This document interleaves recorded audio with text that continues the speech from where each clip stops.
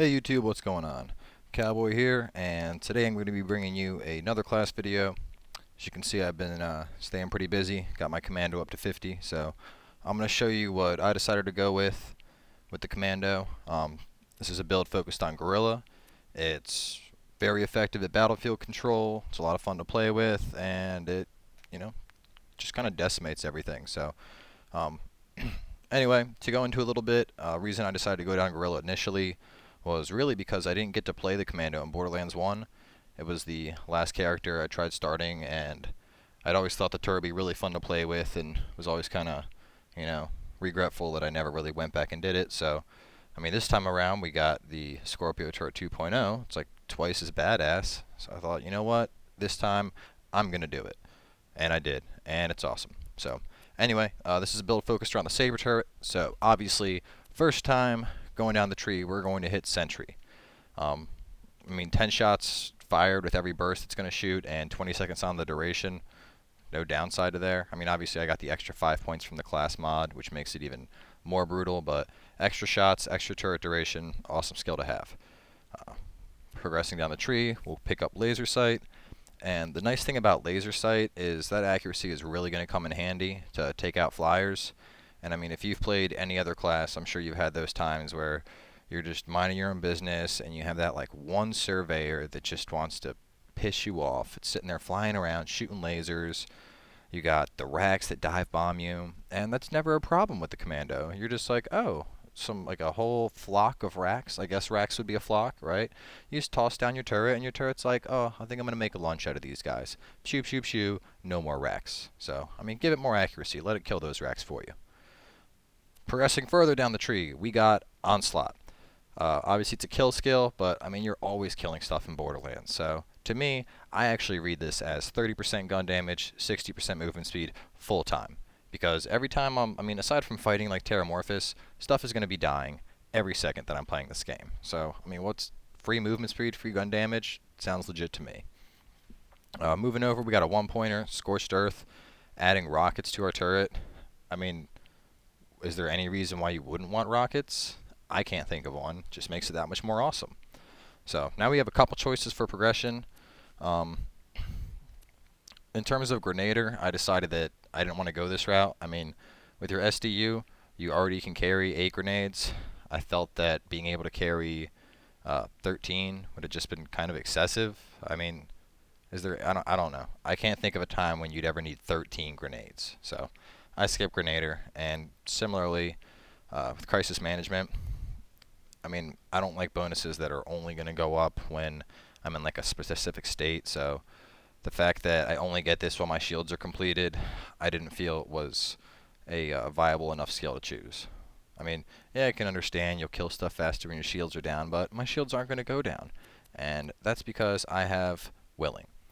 Now, between Willing and Able, to me at least, this was kind of like a split decision. I mean, with a lot of the classes, you'll notice that where you have some skills focused on shields and some focused on health. I just prefer shields. I mean, with your health, you always have faster regen with shields than you do with health. And, there's a lot of effects that'll proc when your shields empty out and then regen back up. You don't have any procs that, like, when your health empties, you'll murder everybody. So I try to build around shields. In regards to that, Willing is the obvious choice. I mean, recharge rate and delay, no downside. In a similar fashion, if you're not a big fan of shields and you like going health, Able's more for you. I mean, at max level, you get 2% max health per second. So, I mean, that's 4 times as much health regen as the Terramorphous class mod, or excuse me, the Terramorphous Relic. And the Relic on its own has a decent amount of health regen, so I mean, Able definitely stacks up. But like I said, I'm more of a shield person. Real quick on that note, though, I will say that if you do go for Able for the health regen and you're not worried about your shield so much, it makes Crisis Management a nice skill to pair with, because I mean, you're basically going off health regen and not shield, so that bonus does stay active a lot longer. But like I said, I'm going shields, so forget about it. But anyway, we got 4 more points that we got to drop since we spent 1 on Scorched Earth, so I went with Ready. Given its reload speed, there's some other stuff that's more awesome, but you know what? there's no download the reload speed. You don't want to be in a situation where you're trying to shoot someone and then your gun runs out and then you're like, shit, I can't kill this guy. You know, it's just always a good thing to have. But that'll put us at enough points to pick up, double up, obviously the masterpiece of this tree. And I mean, it's a great skill. I mean, we get a second gun on our turret, and we're getting slag bullets out of it. And the beautiful thing about this is, I mean, if you haven't worked with slag before, I'd suggest doing it, because slag is effectively going to double your damage against the target. And what I mean by this is, let's say you're shooting a target for 5,000 with each bullet. When he's slagged, you're going to be shooting him for 10,000 with each bullet. So I've heard people make the argument like, oh, well, you should run slag guns and let your turret shoot regular bullets. And in response to that, I say nay. Because late game, I mean, the turret's awesome, don't get me wrong, but when I'm going after, you know, Terramorphous or Vermivorous or one of the new Invincible guys in the Pirate DLC, you know, my turret's not going to be the one doing all the damage throughout the fight. My turret's going to do some work, don't get me wrong, but I'm going to be the one that's getting that kill. And in regard to that, I mean, it seems kind of silly for me to just sit there and be like, okay, the target's slagged, go get him, turret. No. No, the turret is my companion. It will sit there like a good turret. It will keep stuff slagged, and then I will ruin stuff. So, in regards to that, double up's an excellent choice. I mean, if you're thinking about it, you got 2 guns on your turret. They're each getting extra shots fired. They have the better accuracy. You got rockets. I mean, your turret just becomes like an animal. I mean, just to give you a quick idea, let's like take these raiders for example. We got some more coming here. Yeah, you know what? We'll let these guys have fun with it. Let's see what they can do to my turret. My turret's like, what's up, baby? Look at it, just like, oh, level 52 dead. It's 2 level 52s down. It's a killing over here. Oh, it's Marauder. Look at that. Each shot, this guy's like dipping behind cover. Like, I'm scared. We don't like people that hide from our turret. See, this Crusher is about to get crushed. Oh, nope, he's killing a midget. I mean, as you can see, I've assisted my turret with 1 person there. And my turret was pretty much just like, oh, I'm going to kill every bandit in like a half-mile radius, which is why I love the turret. Yeah. And also, if you didn't know, another big thing about the turret is obviously after you use it, hold X to reclaim it. I mean, if you have, I mean, it doesn't matter much since I used it most of the duration, but if you have like half of your turret's duration left and you pick it up, that just gets chopped off the cooldown time. So always important thing to keep in mind when you're using the turret. But anyway, that's just Guerrilla. We got points left over, so where are we going to go from here? Between the 2 trees, I mean, I tested them both out, and in the end, I felt that Gunpowder was a stronger secondary to survival.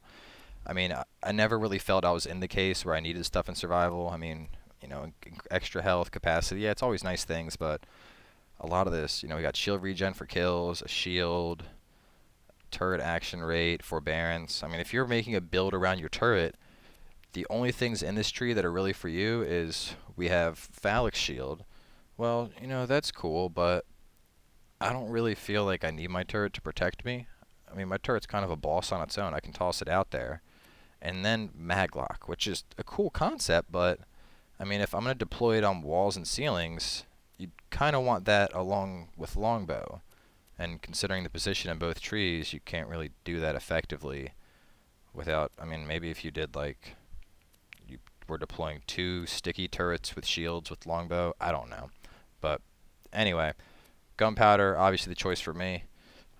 With the Legendary class mod, it makes sense to drop a quick point into each of the 4 core skills that are left over. And, I mean, I can't stress this enough, guys. If you have a Legendary class mod, I mean, you get 5 across the board to all your core skills. So if you're just spending 1 point to get an extra 36 health, an extra 18% shield capacity and health regen, an extra, you know, weapon swap, aim, whatever it is. If you're getting 5 points to something from a class mod and you're not dropping the 1 skill point in to benefit, you're just missing out on free awesomeness. So, obviously 1 point to each of those. In terms of tree progression, I ended up going basically a 4-1 split between impact and expertise. And I mean, you could argue for either. I mean, with the bonuses from the legendary mod, I'm at 84% weapon swap and aim speed, which is already pretty high. And with the extra points over here, I'm only up to 36% gun damage and 27 melee. I mean, in the long run, I prefer gun damage. I mean, that's already a really high value for weapon swap, aim, and movement, so I felt I could, distribute. After I dropped one on each, I figured, I'll put the extra 3 in impact, increase my damage. Overall, makes it better in the long run, in my opinion. Moving down the tree, we got Metal Storm and Overload. Overload, just not worth it in my opinion. I mean, it's a skill that's only going to impact assault rifles. Maybe if you use all assault rifles, it's better, but I like having a pretty diverse weapon loadout, so wasn't really the skill for me. Metal Storm, on the other hand, is awesome. I mean, 60% fire rate and 75% recoil reduction. How is that not just baby town frolics? And one really cool thing about Metal Storm is if you have an infinity pistol. I mean, as you know, this pistol already just shoots indefinitely, and it's already a pretty fast shot. But watch, as we kill this guy, you can see how it just jumped up to, like, just ridiculous fast. And now we're back down to normal. So, I mean, right there, this is a great gun to have in combination with Firestorm, or Metal Storm, excuse me. But not only that, I mean, it works well with SMGs, assault rifles, anything where you're going to have an elongated clip. It's a great skill to have. Progressing more down the tree, Battlefront seemed like the obvious choice here. I mean, between the two of them, Battlefront and Steady. Steady, we get some recoil reduction. Like I said, we're already getting that out of Metal Storm, so it's not necessary. The grenade and rocket launcher damage, it's kind of like Overload. I mean, I don't really need something that's just going to buff a specific weapon type. So, Battlefront, on the other hand, like I said, this is a build around your Sabre turret. So, if Sabre turret's constantly out while you're fighting, well, then you have a constant extra 30% gun, melee, and grenade damage. I mean, it's a no-brainer. It's just more oomph to your character, And moving on from that, obviously the one-pointer for Longbow. And Longbow is a great skill to have for the turret, especially with the slag. I mean, in the survival tree, sticky's kind of nice, but you can't be like, oh, I wish I could stick it like up there if you're going to go down the Guerrilla Tree. So having Longbow helps just because, like, you take this guy right here. You're like, all right, well, I'm going to chuck it. And that's a good thing about Longbow. You can aim, and your turret will hit like a pinpoint position. So you can really get it positioned in nice areas where it's going to be able to assist you. Not only that, but like, if you're fighting a bunch of guys around here and they're all dipping behind cover, you can, I don't know, say throw it like against this little post right here. And it'll hit that post and then drop to the ground right before the cover of all the bad guys, and just start popping them off for you, slagging them up. So makes Longbow a good skill to have. And then obviously you got that extra run speed to run up there and claim it real quick. And then for our last point, obviously do or die. And the reason I went with do or die, I know I just said that, stuff that's just going to affect a certain weapon, in this case grenade and rockets, isn't really all that useful, but the throw grenades while in fight for your life is invaluable, especially if you have a grenade with the homing mod, because then you can, go down and just chuck a grenade, and the grenade will get you up. So maybe we'll let these boosters take us down to demonstrate that. Here we go. So we're down. Guy ran away, obviously. What are we going to do? We're just going to chuck a grenade, maybe 2 out. Maybe 3, since they're taking a while. Oh no! Am I going to get up in time? Oh! Ninja revival. But, I mean, obviously with a grenade with a little bit faster explosion time, it works more efficiently. But, I mean, either way, being able to chuck out your grenades usually always get kills, so it's a nice skill to have when you fall down and fight for your life. In terms of loadout, I got a pretty diverse spread here. Varuk's my core assault rifle. I mean, you get a nice bullet spread on it. You get some burst fire when it's zoomed in, fully auto when it's not. It's a fun assault rifle to have. I like it. Moving on to the shotgun. Deliverance is my choice. I mean, a lot of people run conference calls. They're like, oh, you got to have conference call in the B. And, yeah, I have a B. Like, if I need one, I have a B. I have a boss B. I mean, what, almost 57,000 damage? Yeah, my B takes care of business. But we don't need that. I mean, unless I'm, like, trying to farm, Terramorphous in, like, 6 seconds, we don't need all that. I want a little bit of a challenge.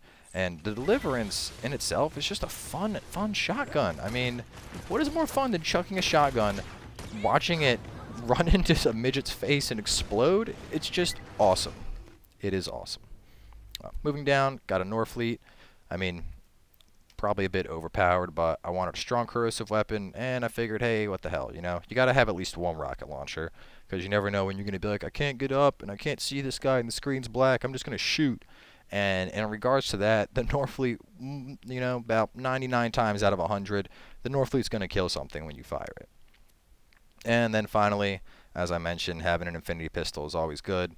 I'll sometimes swap that out for a skull masher, but more often than not, I find I'm not really in like a sniping scenario with the commando. I'm usually up front in the fight.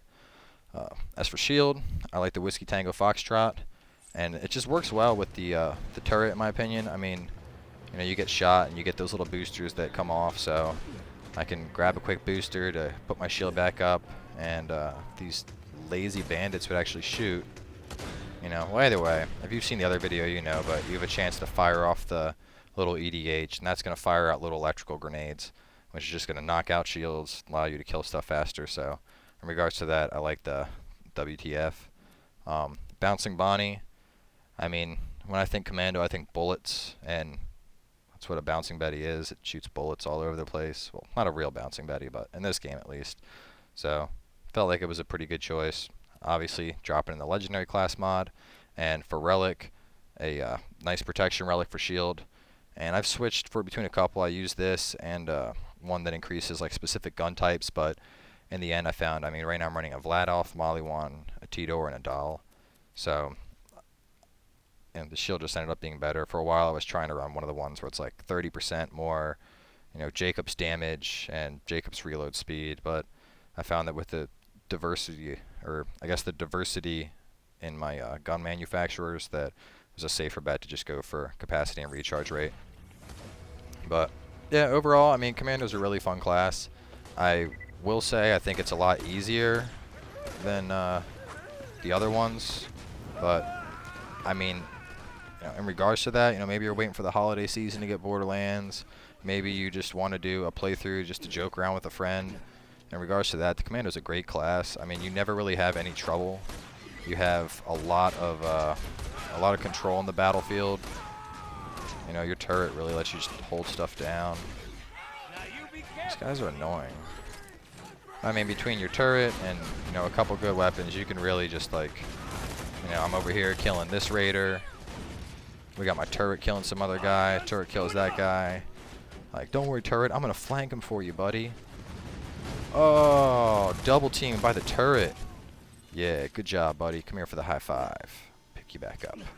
So, I mean, yeah, you got a lot of battlefield versatility. I mean, you could chuck your turret behind walls, get stuff slagged up, and especially when you combo it with the right gear. Like I said, running a Whiskey Tango on this, I have those little shields are gonna run, or the little grenades are gonna run around and hopefully kill people other than me.